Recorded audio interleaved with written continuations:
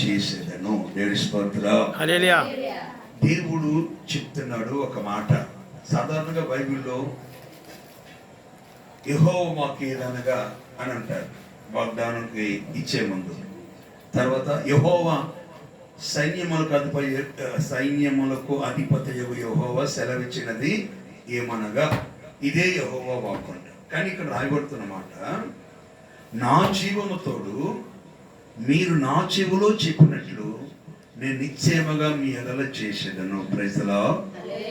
చెవిలో చెప్పాలంటే మనం ఇక్కడ నుండి చెవిలో చెప్పాలంటే ఏం చేస్తున్నాం? ఎవరికైనా దగ్గరికి వెళ్ళి, లేకపోతే ఆ వ్యక్తిని ఇట్లా నీకు ఒక సీక్రెట్ చెప్తా, మూడో వ్యక్తి వినకూడదు అని దగ్గరికి పిలిచి చెవిలో అని అంటాం నిదానంగా. అంటే దేవునికి మనం చెవిలో చెప్పాలంటే ఆయనకు మనకి మధ్యలో ఉన్న దూరం పోవాలి. ఏం పోవాలి చెప్పండి?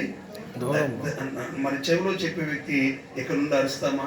అరవం కదా, సీక్రెట్ కనుక మూడో వ్యక్తికి తెలియదు కనుక చెవిలో చెప్పినట్లు మనుషులిద్దరూ చెవిలో చెప్పుకుంటే అది మూడో వ్యక్తికి తెలియకూడదు, వినబడకూడదు అని చెవిలో చెప్తారు.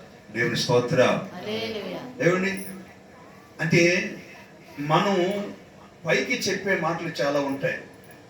దైవ సభ్యుల దగ్గరకు వచ్చి ఆరోగ్యం బాగాలేదు ప్రార్థన చేయండి, అప్పులు తీరాలి ప్రార్థన చేయండి. కానీ ఇంట్లో ఉన్న కొన్ని సమస్యలు చెప్పుకుంటే బయటికి చెప్పుకోలేనటువంటి సమస్యల్ని దేవుని సన్నిధికి వచ్చి మనం ప్రార్థన పూర్వకంగా చెప్పగలిగితే మూడో వ్యక్తికి తెలియకుండా చెవి దగ్గరకు వచ్చి చెవిలో చెప్తాం కదా, అలాగా దేవునికి మనకి ఉన్న దూరం పోవాలి. దేవుని స్తోత్రం. హల్లెలూయా.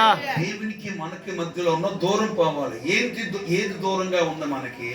రెండు మాటలు చెప్తా. ఏది దూరంగా ఉన్నదంటే కొలస్సీ పత్రిక 1వ అధ్యాయము 21వ వచనంలో ఒకటి దూరంగా ఉన్నది అని మనం ఒకప్పుడు దూరంగా ఉన్నాము అని బైబిల్ ఈ గ్రంథంలో కొలస్సీ పత్రిక 1వ అధ్యాయం 21వ వచనంలో మునుపు దూరస్తులైనటువంటి మనము ఇప్పుడు క్రీస్తు యేసు రక్తం వలన మనము సమీపస్తులుగా మార్చబడ్డాం. దేవుని స్తోత్రం. యేసు రక్తం చేత కడగబడి కొలస్సీ పత్రిక 1వ అధ్యాయం 21వ వచనంలో ఈ మాట కనపడుతుంది. అంటే ఒకప్పుడు దేవునికి దూరస్తులం, ఇప్పుడు యేసు రక్తము ద్వారా దేవునికి మనకే మధ్యలో ఉన్న దూరం పోయి మనసును మార్చుకొని పాపముని ఒప్పుకొని దేవుని వాక్యాన్ని హత్తుకుని దేవుని సన్నిధి నుంచి ఆసక్తి కలిగి ఆ దూరము మనకి తగ్గిపోయింది గనక ఆయన ఒకవేళ మనకి పాపము అతిక్రమాలు ఇవన్నీ దూరంగా ఉంటే దానిని మనం తొలగించాలి. హల్లెలూయా. అప్పుడు దేవుని దగ్గరకు వచ్చి మనం ఆయన దగ్గరకు వచ్చి చెవిలో చెప్తాం. హల్లెలూయా. ప్రభా, మా కుటుంబ సమస్య ఇది, నా శరీరంలో ఉన్న బలహీనత ఇది, నా యొక్క పరిస్థితి ఇది, నీకు ఆత్మీయంగా ఎదగలేనటువంటి దుస్థితి ఇలాగ ఉన్నది. ఆయనకి ఆ దూరాన్ని తొలగించి ఒక మనిషి మధ్యలో దగ్గరకు వచ్చి చెవిలో చెప్తున్నట్లుగా యేసయ్యకి మనకు దూరంగా ఉన్న దూరపు అనుభవాన్ని తొలగించి అదిగో మన సమీపస్తులుగా మార్చబడితే ఆయన చెవిలో చెప్పినట్లుగా నిశ్చయముగా ఖచ్చితంగా ఇంగ్లీష్ బైబిల్లో షూర్ అని మాట రాశారు. అంటే ఖచ్చితంగా మీ ఎడల నేను చేసేదను. ఏదైతే చెప్తారో దేవుని చెవులో, ఏదైతే వినిపించుకుంటారో, ఏదైతే విజ్ఞాపన చేస్తారో తప్పనిసరిగా ఏప్రిల్ నెలలో రాబోతున్నటువంటి నెలల్లో మీ కుటుంబ విషయంలో, ఈ సంఘం యొక్క ఆశీర్వాదం విషయంలో, మళ్ళా చక్కని స్థలం తీసుకున్న మందిరం కట్టబడే విషయంలో, అన్నిటి విషయంలో దేవుడు చెవిలో చెప్పినట్లుగా మన ఎడల ఆయన చేయబోతున్నాడు. ఆమేన్. హల్లెలూయా. దూరంగా ఉన్నటువంటి వాటిని తొలగించుకోవాలి. ఇర్మియా ప్రవచన గ్రంథం 2వ అధ్యాయము 5వ వచనంలో కూడా ఒక విషయంలో మనకి ఆయనకి మనం దూరంగా ఉన్నామని బైబిల్లో గ్రంథంలో మనకి వ్రాయబడుతున్న మాట. ఇర్మియా ప్రవచన గ్రంథం 2వ అధ్యాయము 5వ వచనాన్ని చదవండి. ఇర్మియా ప్రవచన గ్రంథం 2వ అధ్యాయము 5వ వచనం. యెహోవా ఇలాగు సెలవిస్తున్నాడు, నా యందు ఏ దుర్నీతి చూచి మీ పితరులు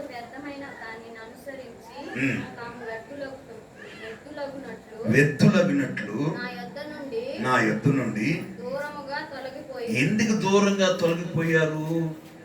వారిలో దేవుడిలో దుర్నీతి ఉండదు, అయినా దుర్నీతి ఉన్నట్లుగా వ్యర్థమైన వాటిని, దేవుని వ్యర్థం అంటే పనికిరాని వాటిని. ఈ రోజున చూడండి, మనం దేవుని సన్నిధానికి దూరం అవుతున్నాం. ఏదో అవసరమైన దేవుని వాక్యాన్ని ప్రక్కన పెట్టి అనవసరమైనటువంటి వాటిని, దేవుని అనవసరమైన వాటిని, ఫ్రెండ్ వస్తున్నాడు అన్నాడు అందుకు లేట్ అయ్యింది, ఎదురు చూస్తా టైం అయిపోయింది. టైం అయిపోయింది కదా, కాసేపు ముందుగానే తినేసి మంచానికి అడ్డంగా పొడవు ఎడలపు ఎంత ఉందో కొలిసి, అంటే అటు ఇటు అడ్డంగా దిగి చక్కగా నిద్రపోతుంది. వ్యర్థమైన వాటిని అనుసరించి మనం దేవునికి దూరంగా ఉన్నాం, దేవునికి దూరంగా ఉన్నాం. నా ప్రియమైన సహోదరి సహోదరులారా, ఈ వాగ్దానం మన జీవితంలో లేక సేవకునిగా నా జీవితంలో ఎప్పుడు కలుగుతుందంటే, ఆయనకు మనకి మధ్యలో ఉన్న దూరం. ఎందుకంటే ఎక్కడ చెప్పాలి ఆయనకి? చెప్పండి. చెవిలో చెప్పినట్లు, మీరు నా చెవిలో చెప్పినట్లు నిశ్చయముగా మీ ఎడల చేసేదను అని దేవుడు వాగ్దానం చేస్తున్నాడు. మీరు నా చెవిలో చెప్పినట్లుగా, చెవి దగ్గరికి దూరంగా ఉన్నప్పుడు అరవం మనము ఆయన దగ్గర, మనం చెప్పాలనుకున్న వ్యక్తి దగ్గరికి అందరు నెట్టుకుంటూ వచ్చి ఎదుగా నువ్వు అని అందరి మధ్యలో ఉన్నారు అనుకో, ఆ వ్యక్తిని పిలిచి సైకిల్ చేసి నువ్వు ఒక్కడు రా అంటారు. వచ్చిన తర్వాత నిదానంగా చెవులో ఏదో గుసగుస అని అంటారు. వీళ్ళిద్దరికి చెప్పే వ్యక్తికి, చెప్పించుకున్న వ్యక్తి వీళ్ళిద్దరికీ తెలుస్తుంది, కానీ మూడో వ్యక్తికి పొరపాటున తెలియదు. హల్లెలూయా. అంటే నువ్వు ఇతరులతో చెప్పుకోలేని సమస్య ఏమిటి? మూడో వ్యక్తి తెలుసుకుంటే నీ కుటుంబం బజార్న పాడబడుతుంది, అబాస్ పాలవుతుంది, నడివీధిలో ఏదో రకమైనటువంటి పరిస్థితి వెంబడిస్తుందని. ఆ పరిస్థితి ఒకవేళ కుటుంబంలో ఏ విధంగా ఉంటే, కుటుంబం అన్న తర్వాత ఏదో ఒకటి ఉంటుంది, అది దేవదేవునికి మోకరించి దేవుని సభలో నువ్వు చెప్పగలిగితే ఖచ్చితంగా సర్వశక్తి కలిగిన దేవుడు ఏం చేస్తాడంటే, నిశ్చయముగా నీ ఎడల ఆయన చేయగలుగుతాడు. దేవుని స్తోత్ర. పాపము మనల్ని దూరం చేస్తుంది. రెండోది, వ్యర్థమైన వాటిని మనలో ఉన్న ద్వారా దూరం చేస్తుంది. కొలసి పత్రిక 1:21 పాపము దుష్క్రియలు మనకి దూరం చేస్తున్నాయని చెప్తుంది. ఇక్కడ ఇర్మియా ప్రవచనం 2:5 వ్యర్థమైన వాటిని అనుసరించడం ద్వారా దేవునికి దూరంగా ఉన్నామని చెప్తున్నారు. అయితే ప్రియమైన దేవుని ప్రజలారా, సర్వశక్తి కలిగిన దేవుడు ఎవరంటే, నేను గత ఆదివారం చెప్పాను, 133వ కీర్తన 2వ చరణంలో చక్కని మాట ఉంటుంది. ఆయన నీ దోషములన్నిటినీ క్షమించేవాడు. హల్లెలూయా. ఆయన నీ దోషములన్నిటినీ క్షమించేవాడు. దోషం రకరకాలమైన దోషం. పాప దోషం ఒకటైతే, అతిక్రమలకు కలిగే దోషం ఒకటైతే, మనందరికి బాగా తెలిసిన మాట ఏంటది? 2-3 కూర్చున్నామంటే గంటలు, ఏ గంటలో? గుళ్ళో గంటలు కాదు, అవర్స్ అనమాట. గంటల దూరం కొట్టపోతాయి. బైబిల్లో రాయబడింది, విస్తారమైన మాటల వలన చెప్పాలి దోషం ఉండకపోదు అంటే ఖచ్చితంగా దోషం ఉంటుంది. విస్తారమైన మాటలు మాట్లాడి వ్యర్థమైన మాటలు మాట్లాడి దోషములు ఉండకుండా పోవు. కనుక 3 మాటలు చెప్పా. పాపం దుష్క్రియలు దేవునికి దూరంగా మనం చేస్తుంది. రెండోది చెప్పండి, వ్యర్థమైన వాటిని దేవునికి మనకు దూరం చేస్తున్నాయి. రెండోది, దోషము మాటల వలన, అతిక్రమల వలన, ఏమండి అవిశ్వాసం వలన, ఏదో రకమైనటువంటి దోషం, పాపదోషం అంటే దేవుని సన్నిధిలోను మోకరించి ఏదైతే విశ్వసించలేకపోతున్నావో, ఏదైతే నువ్వు నమ్మలేకపోతున్నావో, ఏదైతే నువ్వు గ్రహించలేకపోతున్నావో. రోమపత్రిక 14:23 చివరి మాటలో ఒక మాట కనపడుతుంది. విశ్వాసము మూలము కానిది ఏదో అది పాపమే. విశ్వాసము మూలము కానిది ఏదో అది పాపం. పాపం అంటే అయ్యో పాపం చేసేసాను అనకుండా అని కన్నీళ్ళు పెట్టకుండా ఏదైతే విశ్వసించట్లేదో దేవుడి విశ్వాసం అంటే ఏమిటి, దానికి చక్కని అర్థాన్ని విశ్వాసానికి భాష భావన ఏమిటంటే హెబ్రీ పత్రిక 11:1 మనకందరికి తెలిసింది. రిఫరెన్స్ నోట్ చేసుకోండి, అక్కడ ఉన్న మాట చెప్తా. విశ్వాసము అనున్నది నిరీక్షించబడు వాటి యొక్క నిజస్వరూపము, అదృశ్యమైనవి ఉన్నవి లేక రుజువై ఉన్నట్లుగా అని నమ్మడము విశ్వాసం. హల్లెలూయా.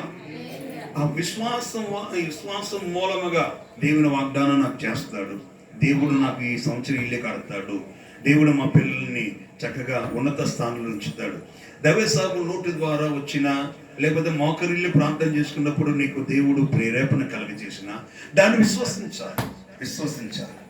ఈ రోజున దేవుని వాక్యములో ఉన్నవి మాత్రం పొరపాటున అంత విలువ విశ్వసించదు. కానీ అమ్మా నీకు కష్టము రాబోతుంది, నీకు జ్వరము రాబోతుంది, అదిగో నీకు కీడి సంభవించబోతుంది అంటే దాన్నే నమ్ముతారు. దేవుని స్తోత్రం.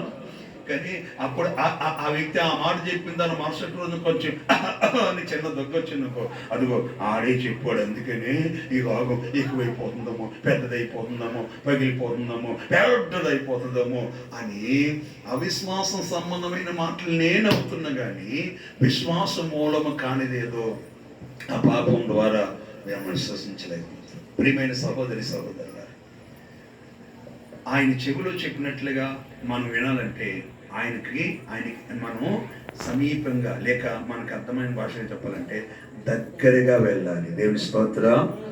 ఎక్కడికి వెళ్ళాలి మరి? ఆయనకి మనకి దూరం చేస్తుంది ఏంటంటే దుష్క్రియలు, వ్యర్థమైనవి, దోషము. ఈ మూడింటిని తొలగించుకుంటే ఆయన దగ్గరికి వచ్చి మనం ప్రార్థించాలి. ఏమని ప్రార్థించాలి, ఎలా ప్రార్థించాలని ఈ ఆదివారం రోజు చెప్పాను. ఆ 2 మాటలు ఇప్పుడు నేను చెప్తాను. గమనించండి. 39వ కీర్తనల గ్రంథం 39వ కీర్తన 12వ చరణాన్ని చదువుకుందాం. కీర్తనల గ్రంథం 39వ కీర్తన 12వ చరణాన్ని కీర్తనకారుడు దేవుని సన్నిధిలో ప్రార్థన చేస్తూ ఆయన కొన్ని కన్నీళ్ళు ఉన్నాయంట. ఆ ప్రార్థనలో ఆయన కన్నీళ్ళు ఎలాగా చూస్తున్నాడు దేవుడు అని చెప్పుకుంటున్నాడు. బైబిల్ వల్లే పెట్టుకోమ్మా అక్క, మంచి ముసు కూడా సరిగ్గా వెళ్ళి 39వ కీర్తన 12వ చరణం చదువుకుందాం. చదవండి. యెహోవా నా ప్రార్థన ఆలకింపుము, నా మొర్రకి ఏమెక్కుమంటున్నాడు, చెవి యొగ్గుము, మౌనంగా ఉండద్దు. చాలు గమనించాలి. అంటే అర్థం ఏంటి? ఆయన చెవిలో చెప్పినట్లంటే మామూలుగా మనం చెప్పి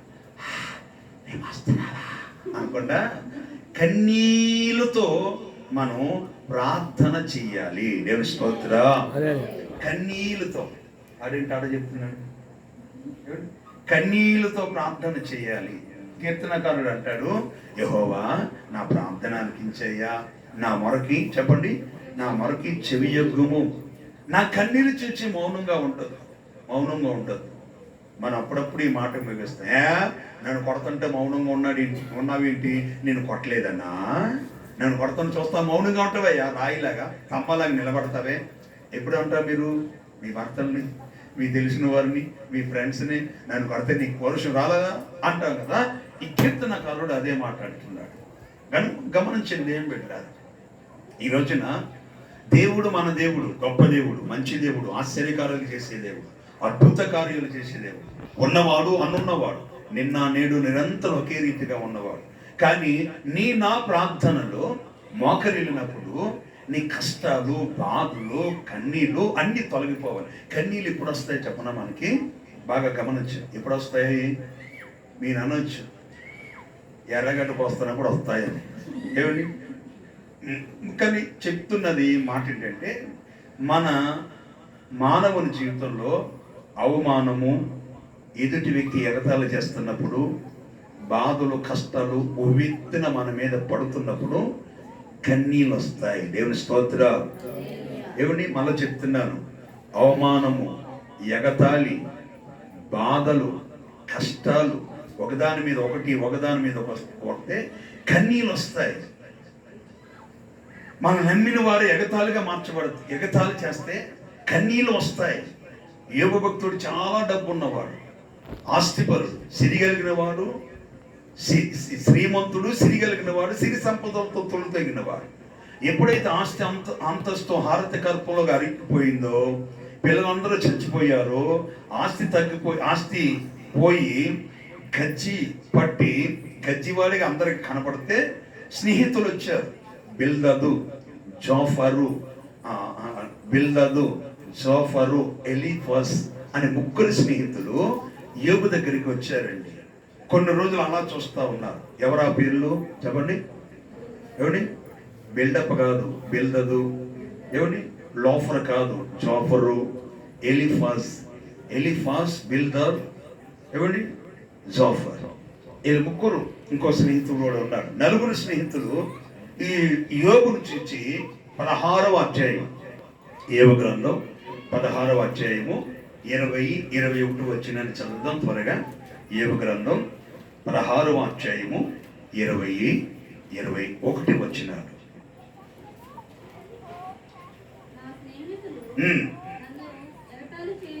నన్ను ఎగతాళి చేయుచున్నారు,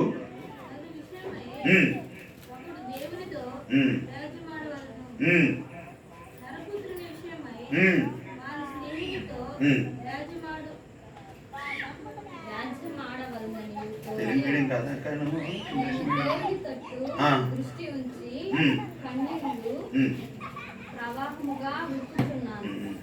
అందరూ మంచి పాసెంజర్లాగా చదువుతున్నారు. మంచి, చాలా మంచి. దేవుని స్తోత్రం చెప్పండి గట్టిగా. హల్లెలూయా. 20-21లో ఉన్న రెండు వచనాలకు ఉన్న ఆంతర్యం చెప్తాను, తలపొచ్చు. నా స్నేహితులు నన్ను ఎగతాళి చేస్తున్నారు. ఏమని? రే, ఏ పాపం చేస్తే నీకు గజ్జి వచ్చిందిరా, పిల్లలు చచ్చిపోయారా, ఆస్తి అంతా తరిగిపోయిందిరా అని అంటుంటే దేవుని అప్పుడు ఏపుకి కనబడి ఏమంటున్నారా? ఏమీ లేదురా, స్నేహమేరా జీవితం అంటున్నాం. దేవుని స్తోత్రం. ఇక ఏపుకు మండి మోకరిల్లి, అయ్యా నా స్నేహితులు నన్ను ఎగతాళి చేస్తున్నారు, నా కన్నీళ్ళు ప్రవాహంగా వస్తున్నాయి. ఇంత డబ్బున్న వాడిని, ఇంత పేరు కలిగిన వాడిని, ఊజి దేశంలో గొప్పవాడిని, ఇప్పుడు స్నేహితులు నన్ను ఎగతాళి చేస్తున్నాను. నా స్నేహితులు ఇరుగు పొరుగు వారు కాదు. దేవుని స్తోత్రం చెప్పండి కనుక. హల్లెలూయా. అప్పుడు మీరు అంటారు కదా, అయ్యా ఎక్కడో బయటోడు కాదయ్యా, అయ్యా మా ఇంట్లో ఉన్నవాడే నన్ను ఏలిపడి చూపిస్తున్నారు, తట్టుకోలేకపోతున్నాయి, తినలేకపోతున్నామయ్యా అంటారు. కానీ 3 పల్లెలు లాగిస్తానే ఉంటారు. దేవుని స్తోత్రం. నిద్ర పట్టట్లేదు అంటారు కదా, 24 గంటలు ఆవరిస్తూనే ఉంటారు, నిద్రపోతున్నాను. స్నేహితుడు అంటే సామెతల గ్రంథంలో ఉంటుంది, మీరు తర్వాత చదువుకోవచ్చు. 27వ అధ్యాయం 27వ వచనంలో, నిజమైన స్నేహితుడు విడవక ప్రేమించను, అట్టివాడు దుర్దశలో సహోదరుడిగా ఉండెను. దేవుని స్తోత్రం. నిజమైన స్నేహితుడు విడవక నిన్ను ప్రేమిస్తాడు. నీ దగ్గర డబ్బు లేదని, ఆస్తి లేదని, అంతస్తు లేదని ఏమిటి స్నేహితులు, యోబు స్నేహితులు చేసి ఎగతాళి చేస్తారు. ఏమిటి ఎగతాళి? చక్కని దానికి ఇంగ్లీష్లో అసెసినేట్ అంటారు. ఎగతాళిని అవమానంగా మాట్లాడడం, ఎగతాళి చేయడం, చిన్న చూపు చూడడం, వెలుచూపు చూడడం, అన్నిటిని చూసి ఎగతాళి చేస్తుంటే నా కన్నీరు ప్రవాహముగా పారాయి. మరి కన్నీళ్ళు పెట్టి ప్రార్థన చేశాడండి. కన్నీళ్ళు విడిచి ప్రార్థన చేశాడు. అయ్యా, ఈ దేశంలోని గొప్ప ధనవంతుడిగా ఉన్న నేను, నా చుట్టూ దేవుడి కంచి వేస్తే సాతానుగాడు కడుపు మండింది, దేవుడి దగ్గర నుండి సెలవు పొందాడు, నాకు అంతా పోయింది, అయినా నేను విడిచిపెట్టట్లేదు. నన్ను ఎగతాళి చేస్తున్న స్నేహితుల కొరకు నేను ప్రార్థన చేస్తాను అన్నాడు.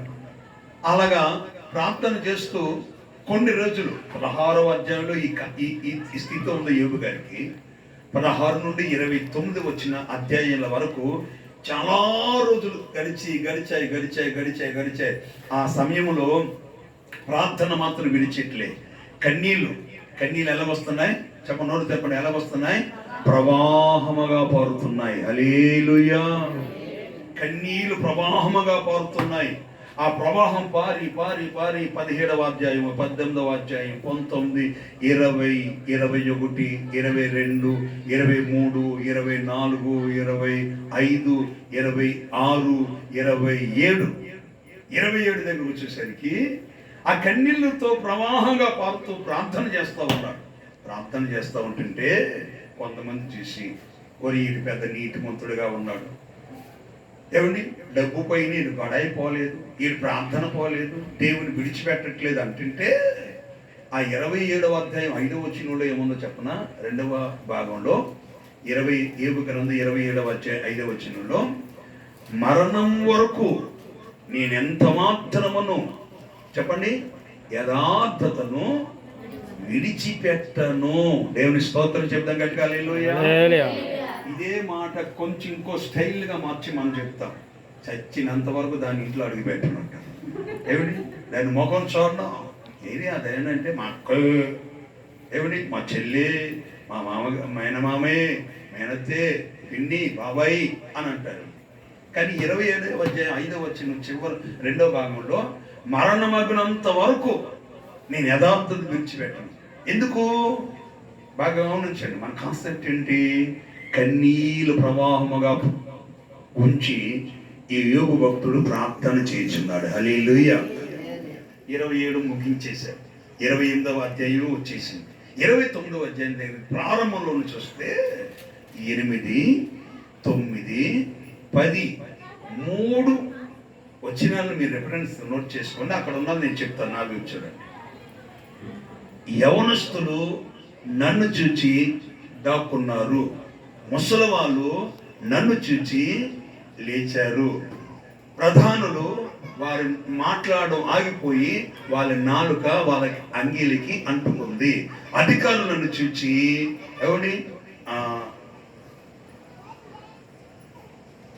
అధికారులను చూసి మౌనంగా ఉండిపోయారు అని నా సంగతి చెవిన పడిన ప్రతి వాడును నన్ను అదృష్టవంతుడిగా ఎంచెను. దేవుని స్తోత్రం.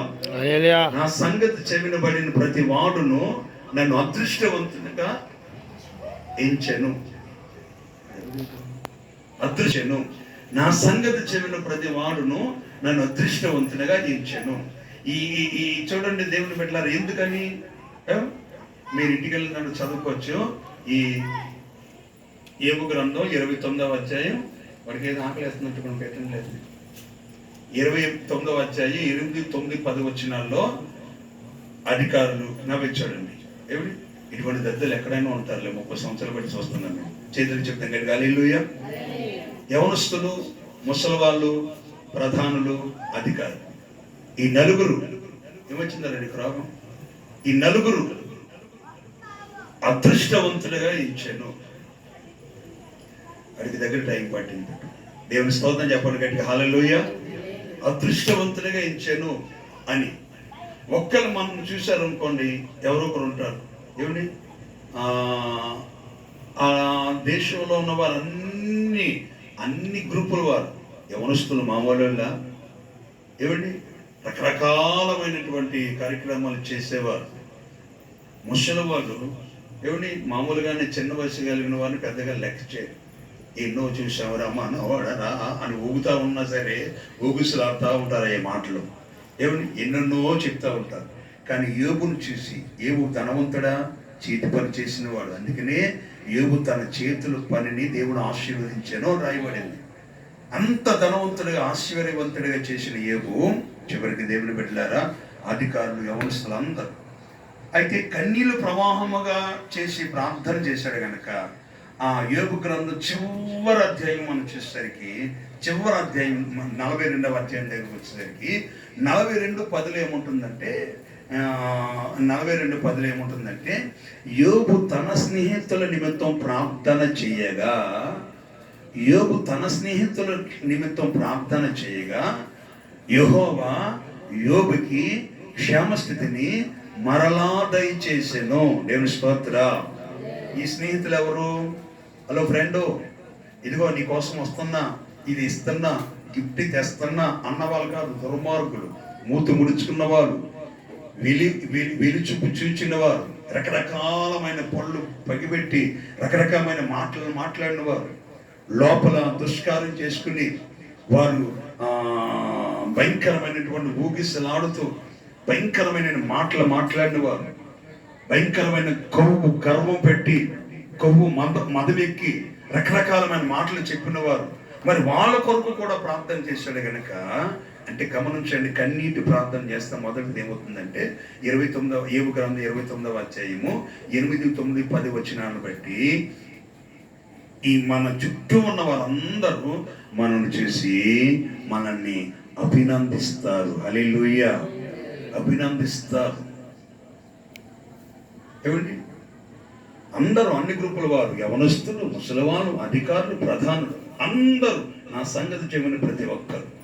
ఆ తర్వాత కన్నీటి ప్రార్థనల ద్వారా అది.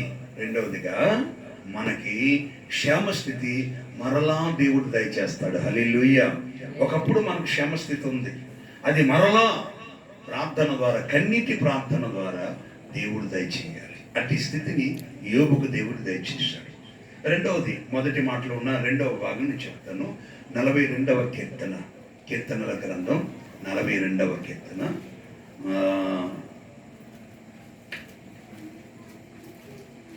5వ చరణం.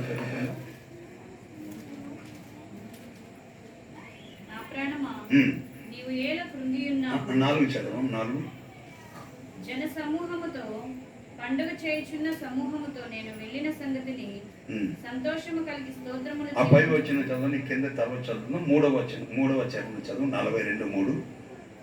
నీ దేవుడు ఏమాయనని వారు నిత్యము నాతో అనుచుండగా రాత్రింబగళ్ళు నా కన్నీళ్లు నాకు అన్నపానములాయను. కన్నీళ్ళు ఏమైనాయి అంట? చెప్పండి. కన్నీళ్ళే అన్నపానములు. అంటే అన్నమైపోతుంది, నీళ్లు కూడా తాగేస్తున్నాడు, కన్నీళ్లు తినేస్తున్నాడు. కోరావు కుమార్ రచించిన కీర్తన ఇది, 42వ కీర్తన. నీ దేవుడు ఏమయ్యాడు? అప్పుడప్పుడు మనకి ఈ ప్రశ్న తటస్థించబడుతుంది. ఆలోచించారా దేవుని బిడ్డలారా? మీ దేవుడు ఏమయ్యాడు? ఆరాధన చేస్తున్నారు కదా, ప్రార్థనకి వెళ్తున్నారు, చర్చి అంటున్నారు, బైబిల్ పట్టుకుంటున్నారు, ఏమో సీరియల్ చుట్టూ తిరుగుతుంటే మీరు మందిరం చుట్టూ తిరుగుతున్నారు. మీ దేవుడు ఏమయ్యాడు? ఏం చేశాడు? ఓ 1,00,000 ప్రశ్నలు. దేవుని స్తోత్రం. మీరేం చేస్తారు చెప్పనా? చెప్పవలసిన 2 మాటలు చెప్తారు. మూడవది, నాకు తెలియదు, నీ పని నువ్వు చేసుకుని నా పని నేను చేసుకుంటా, నీది నాది యామే అంటారు మీరు. కానీ ఇక్కడ రాయకూడుతున్నమాట, నీ దేవుడు ఏమయ్యాడని అంటుంటారు. కోరావు కుమారులు, నా కన్నీళ్ళే నాకు అన్నపాను. ఒకసారి రాత్రులు కాదు, అక్కడ ఏమని మనిషిని చేశాడు? రాత్రింబగలు, డే అండ్ నైట్. రాత్రింబగలు నా కన్నీళ్ళు అన్నపానాలు అయిపోతున్నాయి. ఎందుకని? నా ప్రియమైన సహోదరులారా, కన్నీళ్ళ అన్నపానంగా మార్చబడుతున్న పరిస్థితి అనేకమైన దేవుని బిడ్డలకి ఈ రోజున కుటుంబాలలో ఉన్నది. పిల్లల గురించి, ఎదిగిన యవనస్తుల గురించి, తీరిన అప్పుల బాధల గురించి, శరీరంలో ఉన్న అనారోగ్యాలు ఇంకా తొలగకుండా ఉండటం గురించి కన్నీళ్ళే అన్నపానాలుగా రాత్రి పగలు. మనము కొన్ని కుటుంబాలు రాత్రి ఉంటే రాత్రి పగలు కూడా ఉన్నాడంటే ఈ కీర్తనకారుడు కోరావు కుమారు. ఎందుకని అంటే ఇందాక చదివారు కదా, 4వ చరణం చదువుదాం. 42వ కీర్తన 4వ చరణం.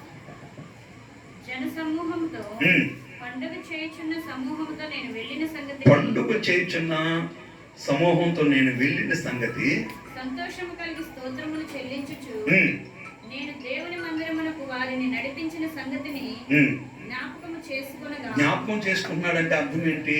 ఒకప్పుడు నేను వాళ్ళ మధ్యలో ఉన్నాను, ప్రార్థన చేసే వారి దగ్గర ఉన్నా, సంతోష ఆనందంతో ఆరాధన చేస్తున్న వారి దగ్గర ఉన్నా. ఇప్పుడు లేను, ఆరాధనకి వెళ్ళే పరిస్థితి లేదు, ప్రార్థనకి వెళ్తున్న పరిస్థితి లేదు. అందుకని కన్నీళ్ళు నాకు అన్నపానాలుగా మార్చబడ్డాయి. బాగా గమనించింది ఏం పెట్టారు? ఎందుకని నువ్వు దేవుడు ఏమయ్యాడు, ఏం చేశాడు అంటే మనం దానికి అస్సలు సిసలైన అప్పుడప్పుడు కొటేషన్ వస్తుందిగా, దీటైన అసలైన సిసలైన ప్రశ్న, దీటైన సమాధానం అని ఉంటుంది కదా. ప్రశ్న సమాధానాలు ఉత్తర ప్రత్యుత్తర అన్నట్లుగా ఆ ప్రశ్నకు సమాధానం ఏంటంటే, ఒకప్పుడు మనం కూడా చూస్తాం, ఒక ఏదైనా మంది ఒక కుటుంబానికి వెళ్ళాం అనుకోండి, ఆ కుటుంబంలో ఉన్న 2-3 వచ్చి ప్రార్థన సహకరిస్తున్నారు, ప్రార్థనలో వాళ్ళు ఏకీభవిస్తున్నారు. ఇంకొక వ్యక్తి రావట్లేదు. ఆయన పిల్లలు అంటే ఒకప్పుడు వచ్చేవాడు, నన్ను అందరికన్నా ముందు అతనే వచ్చేవాడు, మా తమ్ముడు వచ్చేవాడు, మా అన్న వచ్చేవాడు, మా డాడీ వచ్చేవాడు. ఇప్పుడు లేరు, ఇప్పుడు రావట్లేదు.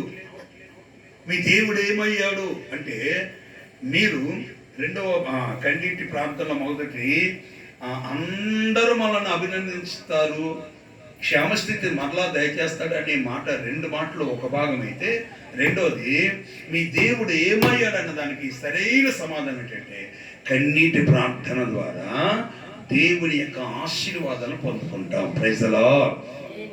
అందరికీ పేరున్నాయి. ఏమిటి? మరియమ్మ, మార్తమ్మ, ఏమిటి రకరకాల పేర్లు. కొంతమంది అరటి పేర్లు ఉంటాయి, తలుపులని, ఏమిటి కిటికీలని. నేను గద్వాల తెలంగాణలో అంత ముందు సేవ చేసే వచ్చాను కదా, అక్కడ పేర్లు వెరైటీగా ఉంటాయి. జడలన్న, బజారమ్మ, బజారక్క, కిటికీలమ్మ, ఇదే తెలంగాణలో ఉన్న పేర్లన్నీ. ఇవన్నీ దౌలన్న, దౌలమ్మ. దౌలన్న అంటే అర్థం కదంటే అక్కడకు సంబంధించిన దేవతల పేర్లు వాళ్ళు పెట్టుకుంటారు అన్నమాట. ఆ లూకా సువార్త 7వ అధ్యాయంలో అందరికి పేర్లు ఉన్నా కానీ ఆ స్త్రీకి పేరు లేదండి. ఏ స్త్రీ? ఈ స్త్రీ కాదు. ఏ స్త్రీ అంటే పాపాత్మురాలైన స్త్రీ. ఏ స్త్రీ ఏమే? 7వ అధ్యాయం 38వ వచనం చదువుదాం. లూకా సువార్త 7వ అధ్యాయం 38. వెనుకతట్టు ఆయన పాదముల యొద్ద నిలవబడి ఏడ్చుచు కన్నీళ్లతో ఆయన పాదములను తడిపి. ఆ మాటని మీరు రౌండ్ వర్క్ చేసుకోండి. కన్నీళ్లతో ఆయన 2 పాదాలను తడిపి, దేవుని స్తోత్రం, ఆయన పాదాలని ముద్దు పెట్టుకుని ఆ పాదములకు అత్తరును పోసెను. దేవుని స్తోత్రం కలుగును గాక. దేవుని సన్నిధిలో ఈ పాపాత్మురాలైనటువంటి స్త్రీ సంపూర్ణమైన సమాధానం, సంపూర్ణమైన సంతోషాన్ని, పాపము నుండి విస్తారమైన పాపములన్నీ క్షమించబడ్డానికి కారణం ఏంటంటే కన్నీళ్లతో పాదాలని తడిపింది. దేవుని స్తోత్రం కలుగును గాక. 7వ అధ్యాయం 47వ వచనాన్ని కూడా మీరు నోట్ చేసుకోండి. అక్కడ ఉన్న మాట ఏంటంటే, యేసుప్రభు చెప్తున్నాడు, ఆ ఇంటికి భోజనాన్ని పిలిచిన సీమోను అనే పరిశీలితో, ఈమె నన్ను విస్తారంగా ప్రేమించిన గనుక ఈమె యొక్క విస్తారమైన పాపములు క్షమించబడి ఉన్నవి. చప్పలు కొట్టండి, గట్టి కొట్టండి, హల్లెలూయా. ఈమె యొక్క విస్తారమైన పాపములు క్షమించబడి ఉన్నాయి గనక ప్రియమైన దేవుని బిడ్డలారా, మొదటి మాట గమనించాలి, గ్రహించాలి. 39:12 మనం చదువుకున్నాం కదా, నా దేవా నా ప్రార్థన ఆలకించము, నా మొరకి చెవియొక్కము, నా కన్నీళ్ళు చూచి నువ్వు మౌనంగా ఉండకము. అంటే కన్నీళ్ళు చూచి మౌనంగా ఉండలేని దేవుని కన్నీళ్ళు పెట్టి ప్రార్థిస్తే, పిల్లలు కనిపించండి, కన్నీళ్ళు పట్టి ప్రార్థన చేస్తే మన చుట్టూ ఉన్నవారు ఏ స్థితిలో ఉన్నవారైనా, యవనస్తులు, ముసలివాళ్ళు, అధికారులు, ప్రధానులు, సంగతి చెవిన ప్రతి వాడు అదృష్టవంతుడిగా ఇచ్చారు. అది. రెండవదిగా యోబు క్షేమస్థితిని మరలా తనకు దయచేసాను. దేవుని స్తోత్రం కలుగును గాక. ఈ 2 అనుభవాలు కలిగితే మూడో అనుభవం ఏంటంటే, గమనించండి, మూడో అనుభవం ఏంటంటే, యేసయ్య పాదాల దగ్గర ఉన్న పరిపూర్ణమైనటువంటి ఆశీర్వాదాన్ని సర్వ సమృద్ధిగా పాపాత్మురాలని స్థితికి కలిగినట్లుగా యేసయ్య పాదాల చెంత ఉన్న సకల దీవెనలు, సకల ఆశీర్వాదాలు సమస్తాన్ని కూడా ధారాళంగా దయచేయగలిగిన దేవుడు ప్రభువైన యేసుక్రీస్తు. హల్లెలూయా. చెప్తాం గట్టిగా, హల్లెలూయా. అప్పుడప్పుడు కొంతమంది ఏడ్చి ఏదైనా చెప్పగానే ఆ ఏడుపు అంతం అయిపోయి అని నవ్వుతారండి. అలా నవ్వుతారు. అంటే కొంతమంది చెప్పే మాట వెంటనే వాళ్ళ ఇంట్లో వాళ్ళు ఏమంటారన్నా, దొంగేడు పండి అంటారు. ఏడుపండి, దొంగలు చూసాం, దొంగవాచిని చూసాం, దొంగలు చూసాం, దొంగేడు పండి, ఏడుపండి. ఈ మిత్రులు జస్ట్ కాలంలో చెన్నై ప్రాంతాల్లో ఉంటారు. చచ్చిపోయేటప్పుడు ఏడ్చే వాళ్ళు ఎవరు లేకపోతే వారిని రెంట్కి తీసుకొస్తారు. అడగ దిగుతారు. అబ్బో గుండెలు బాదుకుని ఏడ్చి ఏడ్చి ఏడ్చి ఏడ్చి ముక్కు అంతా ఇంత లావుగా అయిపోయినట్లుగా చీవుడు తీసి తీసి తీసి ముక్కు మొఖం అంతా అయిపోయిన తర్వాత వాళ్ళ టైం అయిపోయిందంట, డబ్బులు ఇచ్చేసి మా టైం అయిపోయింది వెళ్తున్నా అని నవ్వుకుంటూ పోతాడంట. అది దేవుడి సన్నిధిలో ఏడ్చే ఏడ్పు వాళ్ళ దగ్గర చెప్పి వీళ్ళ దగ్గర చెప్పి ఏడ్చేదానికంటే మామూలుగా ఏడ్చే ఏడ్పేరు, ప్రార్థనలో ఏడ్చి కన్నీటి ప్రార్థనలో ఉన్నటువంటి అనుభవం వేరండి. ఆ కన్నీటి ప్రార్థనతో దేవుని సన్నిధిలో నువ్వు నేను ఆ కన్నీటి పెట్టామనుకోండి, వెంటనే ఆయన కదిలి వచ్చి కరుణావాస్యలతో చెప్పగలుగుతాడు. హల్లెలూయా. కన్నీటి ప్రార్థన ద్వారా 3 అనుభవాలు చెప్పాను. అదేంటంటే అందరూ మనల్ని అభినందిస్తారు. ఏమండి? రెండోది క్షేమస్థితి మరలా దయచేయబడుతుంది. ఆయన పాదాల దగ్గర ఉన్న పరిపూర్ణమైన ఆశీర్వాదం దేవుడు మనకు దయచేస్తారు. Praise the lord. రెండో అనుభవం చెప్పి నేను ముగిస్తాను. అదేంటంటే ఆశీర్వాదం కొరకు మనం దేవుని చెవులో మనం మొరపెట్టాలి. దేని కొరకు చెప్పండి. దేని కొరకు? ఆశీర్వాదం కొరకు. ఆశీర్వాదం కొరకు. ఎందుకు ఆశీర్వదించబడట్లేదు? ఎందుకు దీవించబడట్లేదు? ఎంత జంతువుతారు కానీ మంచి జంతు. దేవుని స్తోత్రం చెప్పండి గట్టిగా, చేతులు చెప్తాం గట్టిగా. హల్లెలూయా. బాగా వినండి. ఏడ్చారనుకో మగాళ్ళు, మీరు ఏమంటారు కదా, మీరు కదా అందరు ఏమంటారు, ఆడవాళ్ళకి ఇంటికి వెళ్తారు. హల్లెలూయా. చిన్న పిల్లడు ఏడిచినా సరే, అరే చెల్లిదోడు ఎల్లైతే ఏడుతున్నా వీటికి ఆడవాళ్ళకి ఏడుస్తారు. ఏడ్చే సామెత ఏంటి? ఏడ్చే మగవాళ్ళని అవి ఆడని అది వేరే సంగతి ఒక సంగతి. కానీ బైబిల్ గ్రంథంలో మగవాళ్ళు, దేవుని ప్రజలు, దేవుని పక్షాన్ని ఇచ్చిన వాళ్ళు ఎలుగెత్తి ఏడ్చారు ఆశీర్వాదం. ఎలుగెత్తి ఏడ్చారు ఆశీర్వాదం. ఆదికాండము 27వ అధ్యాయము 34వ వచనంలో ఒక మాట మనకు కనపడుతుంది. ఏసావు తన తండ్రి దగ్గరికి వచ్చి ఎలుగెత్తి ఏడ్చాడు. ఎలుగెత్తి ఏడ్చాడు అని 34వ అధ్యాయం 4 చదువుదాం. కూర్చో. ఏసావు తన తండ్రి మాటలు వినినప్పుడు దుఃఖాక్రాంతుడై పెద్ద కేక వేసి ఓ నా తండ్రి నన్నును దీవించమని తన తండ్రితో చెప్పాను. 38 కూడా చదవండమ్మా. ఏసావు నా తండ్రి ఒక్క దీవెనైనా లేదా ఎలుగెత్తి ఏడ్చాడు.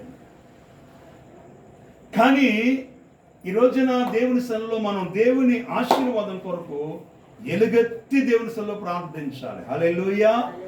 అది దేవుని దగ్గరికే వచ్చి ఒక వ్యక్తి మరొక వ్యక్తి చెవులో చెప్పినట్లుగా అది ఉండాలి. స్వరమెత్తి ఎలుగెత్తి ఓ నా తండ్రి ఒక్క దీవెనైనా లేదా, నీ దగ్గర ఒక్క దీవెనైనా, నిన్ను కుమారుని కదా.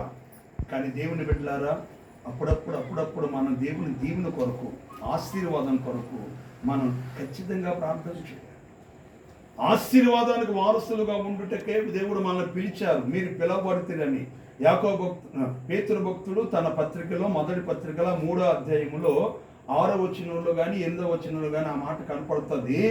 ఆశీర్వాదానికి వారసులుగా ఉండుటకే మీరు పిలవబడుతురు గనుక కీడునకు ప్రతి కీడైనను దోషునకు ప్రతి దోషునైన చేయక వారిని దీవించుడే అనే మాట మనకు కనపడుతుంది. దేవుని స్తోత్రం కలుగును గాక. హల్లెలూయా. ఆశీర్వాదానికి వారసులుగా ఉండాలి. గమనించాలి. దేనికి వారసులుగా? దరిద్రకు వారసులుగా. తగ్గడానికి, తొమ్మడానికి, రోగాలు వచ్చినప్పుడల్లా ఒక సహోదరుని మాకు తెలుసు, ఎప్పుడు చూసినా ఏదో రోగం, ఇప్పుడు చూసి నీ దగ్గర ఉంటాయి రోగాలు. ఏమండి?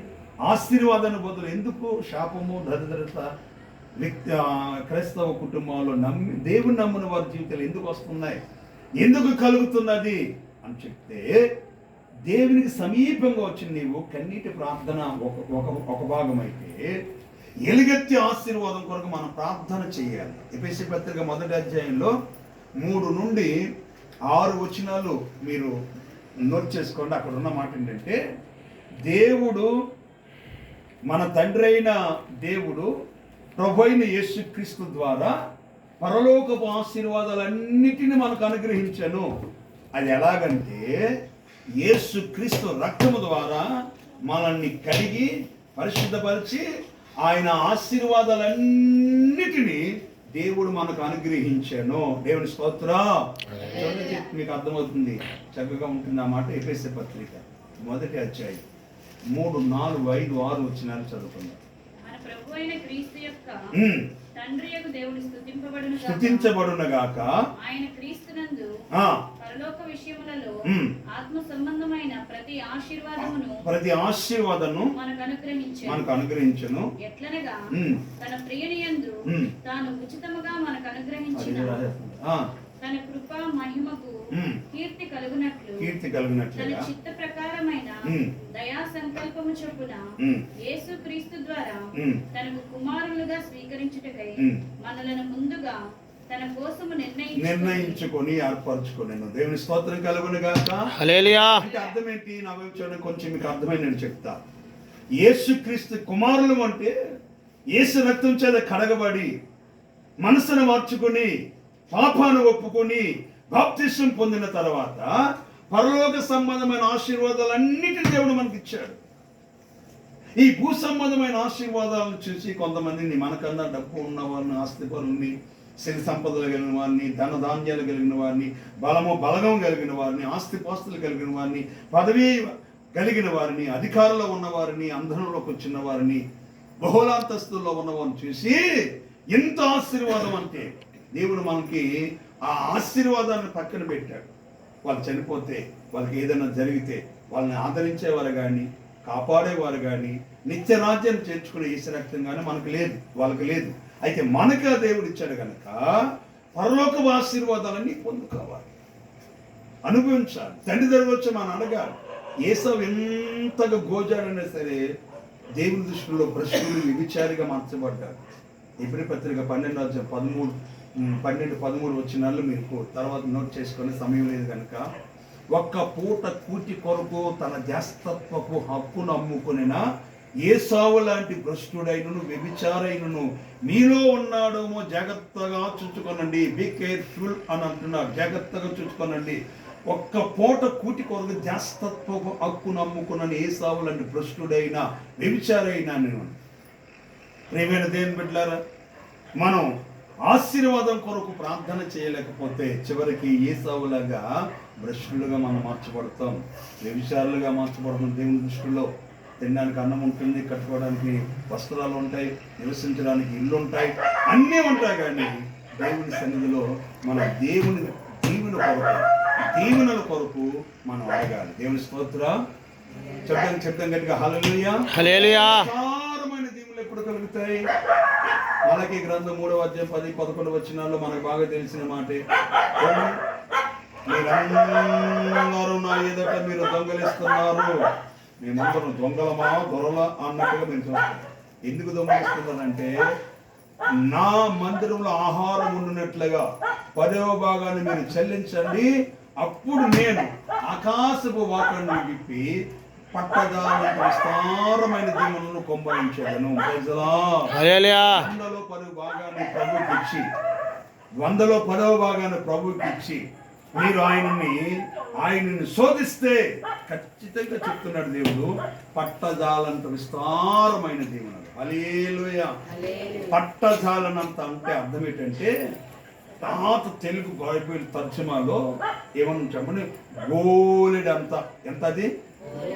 బోలెడంత కాదు, గోడుగుండంత కాదు, కానీ బోలెడంత విస్తారమైన, బోలెడంత విస్తారమైన, నోటుతో చెప్పుకోలేనటువంటి సంపద అని బైబిల్లో రాయబడింది. వెల్త్ అని రాసింది. విస్తారమైన దీవెనలు అంటే సమృద్ధికరమైనటువంటి సంపద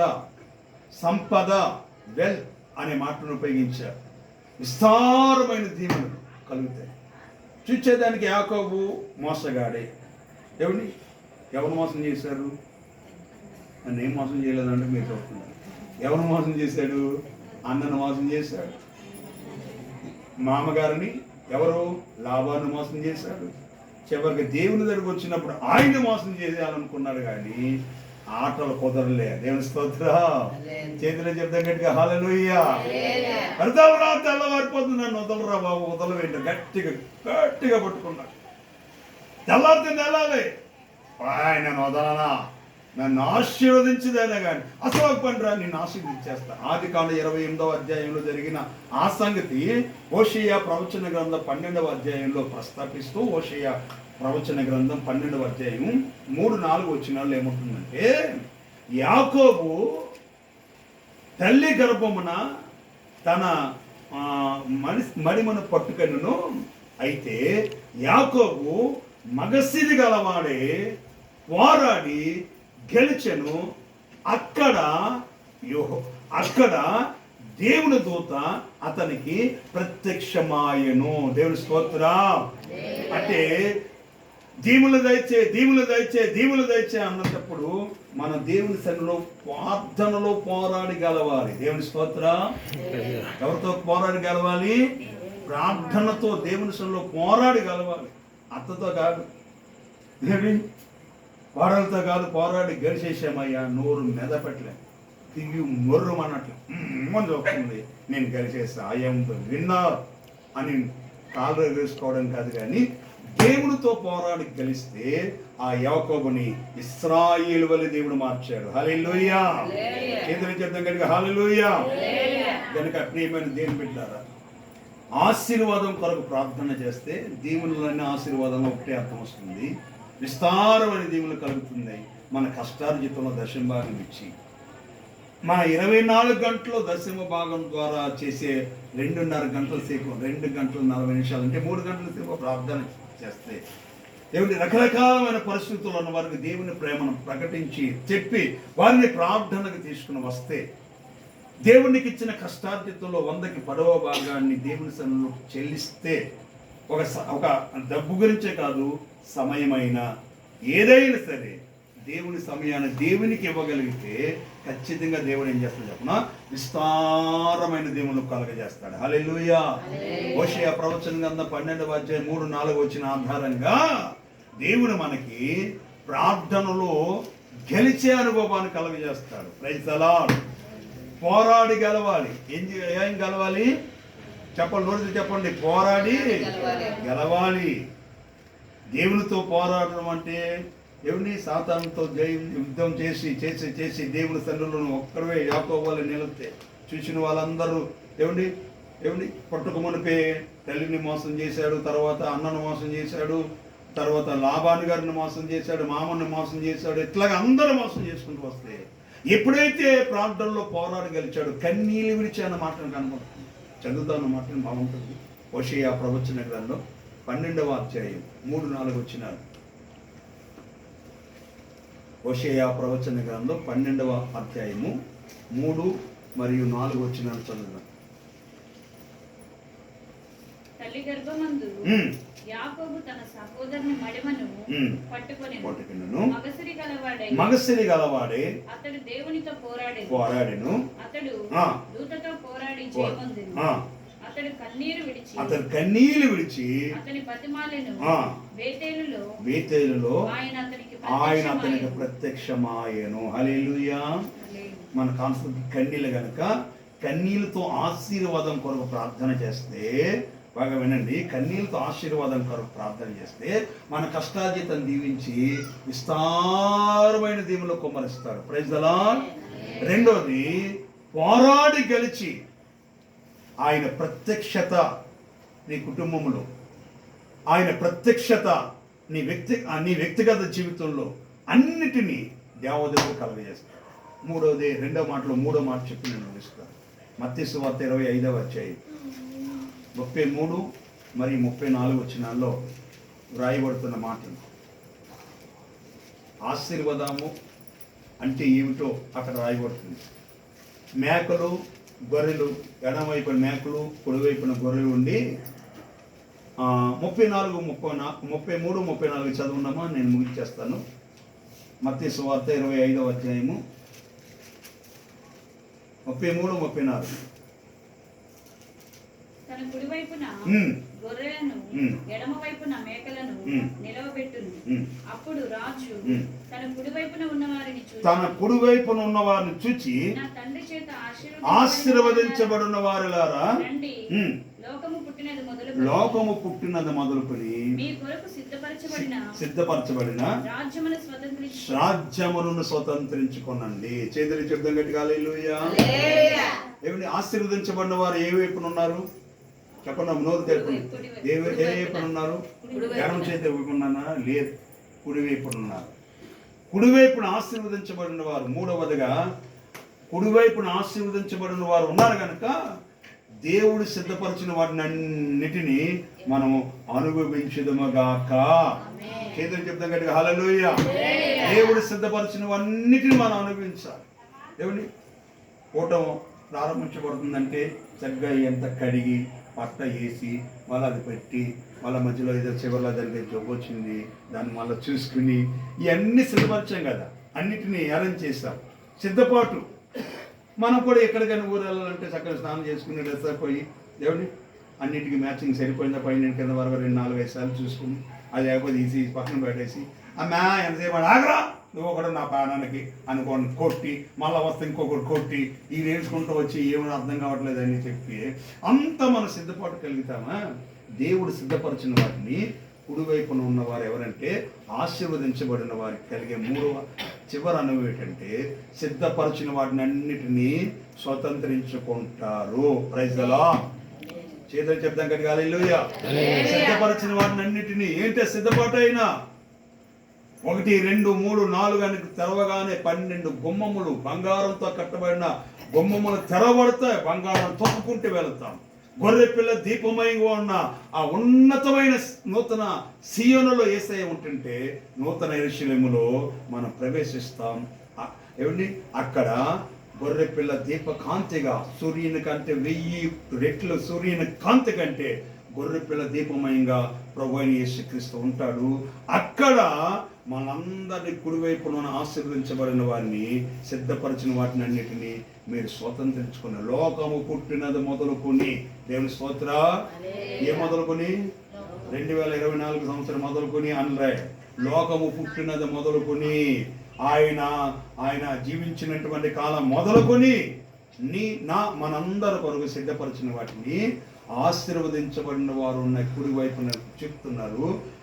దేవుడు సిద్ధపరిచిన వాటిని అన్నిటినీ మీరు స్వతంత్రించుకుందురుగాక. మోకరించి ప్రార్థన చేసుకుందాం.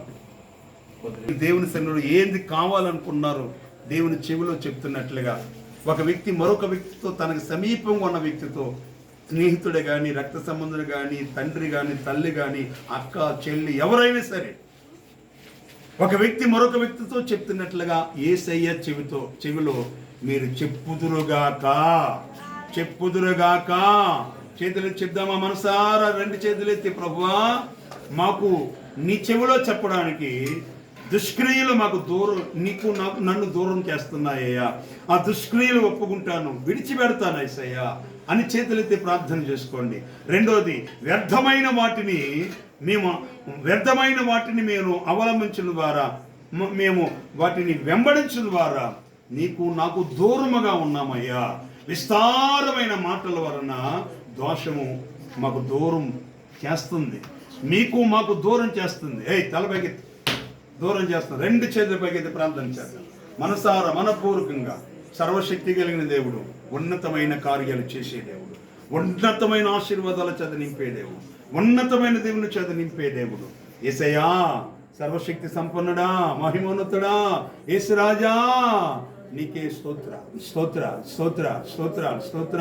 అదిగో కన్నీటి ప్రార్థన ద్వారా అందరూ మనం అభినందిస్తారు, క్షేమస్థితిని మరలా దయచేస్తారు. ఆయన పాదాల చెంత ఉన్న పరిపూర్ణమైన ఆశీర్వాదాలు పొందుకుంటాం. రెండోది, దీవుల కొరకు మనం ప్రార్థించాలి. విస్తారమైన దీవులు చేతుల కష్టార్జితాన్ని ఆశీర్వదించి విస్తారమైన దీవులను కలగజేస్తారు. రెండవదిగా ప్రార్థనలో పోరాడి జయాన్ని ఇచ్చేటట్లుగా చేస్తారు. మూడవదిగా లోకము పుట్టినది మొదలుకొని ఆయన సిద్ధపరిచిన వాటిని అన్నిటిని ఇస్తారు. కనుక కన్నీటితోనూ ఆశీర్వాదంతోనూ మనసారా ప్రార్థించాలి, మనపూర్వకంగా ప్రార్థించాలి. కన్నీటి బ్రతుకును నాట్యముగా మార్చి ఆదరించిన యేసయ్యా, నన్ను విడువక చెప్పలోటి పాడదాం, ఎడబాయక దాచితివా నీ చేతి నీడలో, యేసయ్యా నీ చేతి నీడలో, సిలువలో చాచిన రెక్కల నీడలో, సురక్షితముగా నన్ను దాచితివా, సిలువలో చాచిన రెక్కల నీడలో, సురక్షితముగా నన్ను దాచితివా, కన్నీటి బ్రతుకును నాట్యముగా మార్చి ఆదరించిన యేసయ్యా, కన్నీటి బ్రతుకును నాట్యముగా మార్చి ఆదరించిన యేసయ్యా, నన్ను విడువక ఎడబాయక దాచితివా నీ చేతి నీడలో, యేసయ్యా నీ చేతి నీడలో, నాదాగు చోటు నీవయ్యా నా యేసయ్యా, నాదాగు చోటు నీవయ్యా నా యేసయ్యా, యేసయ్యా నా యేసయ్యా, యేసయ్యా నా యేసయ్యా. ప్రభు గడిచిన కాలమంతా, గడిచిన వారమంతా ఆయన కృపలో మనందరినీ ఆయన సన్నిధిలో కాపాడుకున్న దేవుని స్తోత్రం చెల్లించుదాం. స్తోత్రం స్తోత్రం స్తోత్రం స్తోత్రం స్తోత్రం స్తోత్రం స్తోత్రం స్తోత్రం స్తోత్రం స్తోత్రం స్తోత్రం. మినిస్ట్రీ పరిచర్యని, మన సంఘ పరిచర్యని, మన సంఘ అనేకమైన సెంటర్ పరిచయం అంతటిని దేవుడు ఆశీర్వాదకరంగా దేవుడు మార్చినందుకు స్తోత్రం చెల్లించుదాం. స్తోత్రం స్తోత్రం స్తోత్రం స్తోత్రం స్తోత్రం స్తోత్రం. సొంత స్థలాన్ని అతి త్వరలో సిద్ధపరిచి సొంత స్థలం గుడాల పండుగ జరిపించుకోవడానికి దేవుడు సహాయం చేయబోతున్నందుకే స్తోత్రం చెల్లించుదాం. స్తోత్రం స్తోత్రం స్తోత్రం స్తోత్రం స్తోత్రం స్తోత్రం స్తోత్రం స్తోత్రం స్తోత్రం స్తోత్రం. మరి ఎన్నికల సమయంలో ఇచ్చిన వాగ్దానం బట్టి చక్కని స్థలాన్ని ఈ ప్రాంతంలో ఇచ్చి సువిశాలమైన చక్కని ప్రార్థన మందిరం టెంపరేచర్ని ఏర్పరచుకోవడానికి దేవుడు సహాయం చేయనట్టు స్తోత్రం చెల్లించుదాం. స్తోత్రం స్తోత్రం స్తోత్రం స్తోత్రం స్తోత్రం స్తోత్రం స్తోత్రం స్తోత్రం. మందిర నిర్మాణ కార్యక్రమం సమస్త అక్కర్లు దేవుడు తీర్చి త్వరలో మందిర నిర్మాణం పూర్తయినట్లుగా స్తోత్రాలు చెల్లించుదాం. స్తోత్రం స్తోత్రం స్తోత్రం స్తోత్రం. బిడ్డలు పరీక్షల్లో గొప్ప జయమునిచ్చి నిన్నటి రోజున ఇంటర్మీడియట్ ఫలితాలు ఇచ్చారు. చాలా మంది బిడ్డలు చక్కగా పాస్ అయ్యారు. మరి పాస్ కాని వారిని కూడా దేవుడు ధైర్యపరిచి మళ్ళా అవకాశం ఇచ్చి పాస్ ఇచ్చేటట్లుగా దేవుని స్తోత్రం చెల్లించుదాం. స్తోత్రం స్తోత్రం స్తోత్రం స్తోత్రం స్తోత్రం. ప్రభు కోరుకున్న ప్రభుత్వాన్ని బైబిల్ గ్రంథంలో రాయబడింది. సామెతల గ్రంథం 8వ అధ్యాయం 15వ వచనంలో, నా వలన లోకములో అధికారులు, లోకములో గనులైన వారు, లోకములో అధికారులైన వారు, గనులైన వారు ప్రభుత్వం చేయదురు అని. కనుక యేసు క్రీస్తు వలన ప్రభుత్వం చేసే ప్రభుత్వాన్ని దేవుడు మనకు దేవుడు దయచేయనట్లు స్తోత్రం చెల్లించుదాం. స్తోత్రం స్తోత్రం స్తోత్రం స్తోత్రం. దేవుని యొక్క ఆలోచనలో ఉన్న ప్రభుత్వాన్ని మన రాష్ట్రానికి, మన రాష్ట్రాలన్నిటికీ, మన దేశానికి, ప్రపంచానికి అంతటికి దేవుడు అలాగనిచ్చినట్లు స్తోత్రం చెల్లించుదాం. స్తోత్రం స్తోత్రం స్తోత్రం స్తోత్రం. సేవకురాలు విశ్వాసులందరినీ ఆరోగ్యంతో దేవుడు నింపినట్లు స్తోత్రం చెల్లించుదాం.